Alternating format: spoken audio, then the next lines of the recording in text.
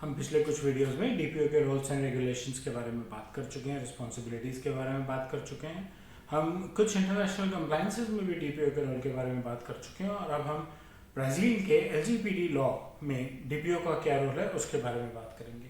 मेरे YouTube channel पे आपका स्वागत है, जिसमें आप लगातार रोज डेटा प्राइवेसी पे कुछ ना कुछ नया कंटेंट देखते हैं।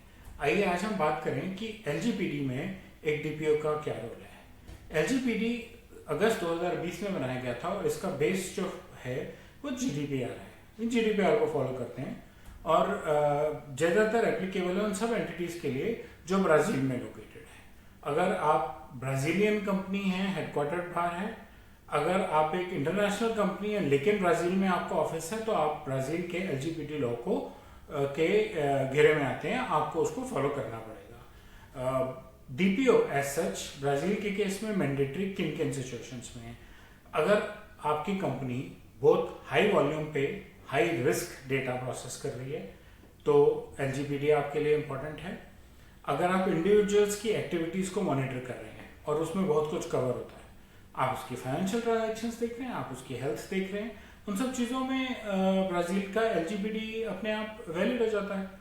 और ब्राज़ीलियन जो अथॉरिटी है, जो रेगुलेटर है, उनका नाम है national data protection authority.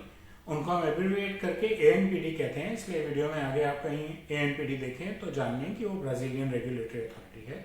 Brazil की जो ब्राज़ीलियन लैंग्वेज की टर्मिनोलॉजीज हैं वो उनको बोलना थोड़ा मुश्किल है, इसलिए मैं उनकी जो इंग्लिश इक्विवेलेंट हैं जैसे एलजीपीडी और एएनपीडी इनको यूज़ कर रहा हूँ। डीपीओ की भी मैं ब्राज़ीलियन नहीं यूज़ कर पा रहा, तो इसलिए मैं डीपीओ के लिए भी डीपीओ वर्ड ही इस्तेमाल कर रहा हूँ। एक डीपीओ की ब्राज़ील की किसी ऑर्गेनाइजेशन में लेवल क्या है, पोजीशन क्या है, उसके पास सफिशिएंट ऑटोनॉमी होनी चाहिए, सफिशिएंट रिसोर्सेज होने चाहिए कि वो प्राइवेसी रिलेटेड कोई भी काम ठीक से कर सके। मैनेजमेंट का पूरा सपोर्ट बहुत इंपॉर्टेंट है, लेकिन इन सब के साथ ये भी इम्पॉर्टेंट है कि कोई कॉन्फ्लिक्ट ऑफ इंटरेस्ट नहीं होना चाहिए। ऐसा ना हो कि वो डिपार्टमेंट हेड्स के साथ काम कर रहे हैं और वो बायस्ड होना शुरू कर दें। उनकी क्वालिफिकेशंस, उनको ब्राज़ीलियन लॉ पता होना ज़रूरी है, उनको डेटा प्रोटेक्शन लॉ पता होना ज़रूरी है, प्राइवेसी मैनेजमेंट में काम किया होना चाहिए।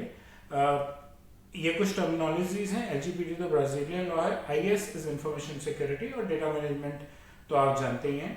इंपॉर्टेंट ये है कि डीपीओ होते हुए भी ये ज़रूरी नहीं है कि आपको पूरी तरह से आईटी आती हो, लेकिन आपको आईटी का आइडिया होना बहुत ज़रूरी है। क्यों? क्योंकि एक तो आपके प्राइवेसी के टूल्स भी आईटी के बेस पे चलेंगे, तो आपको चाहिए सर्वर और स्टोरेज, और ऐसे ही जो आपके ऑर्गेनाइजेशन में बाकी डेटा प्रोसेसिंग हो रही है उसमें भी आईटी का बहुत रोल है।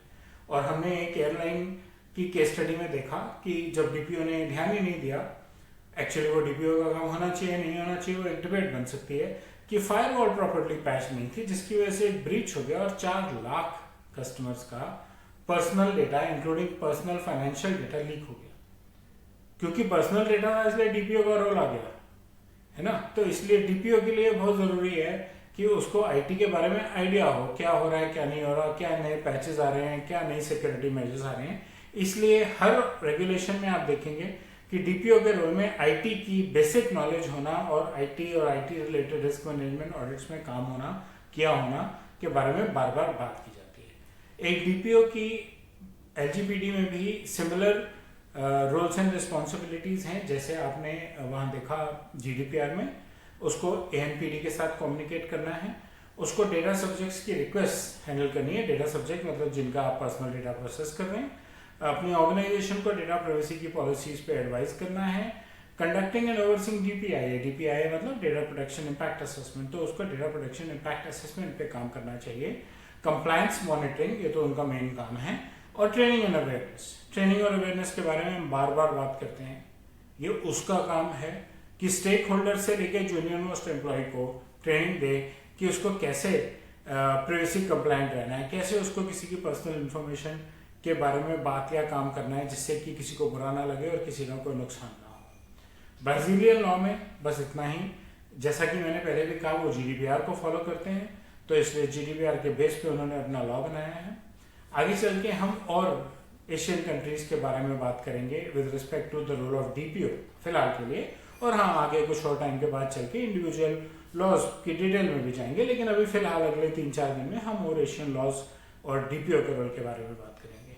इसलिए आप मेरे चैनल को सब्सक्राइब कीजिए, अपना फीडबैक कमेंट सेक्शन में शेयर करें और अगर मेरा वीडियो अच्छा लगा तो बेल लाइक आइकन दबाएं। धन्यवाद।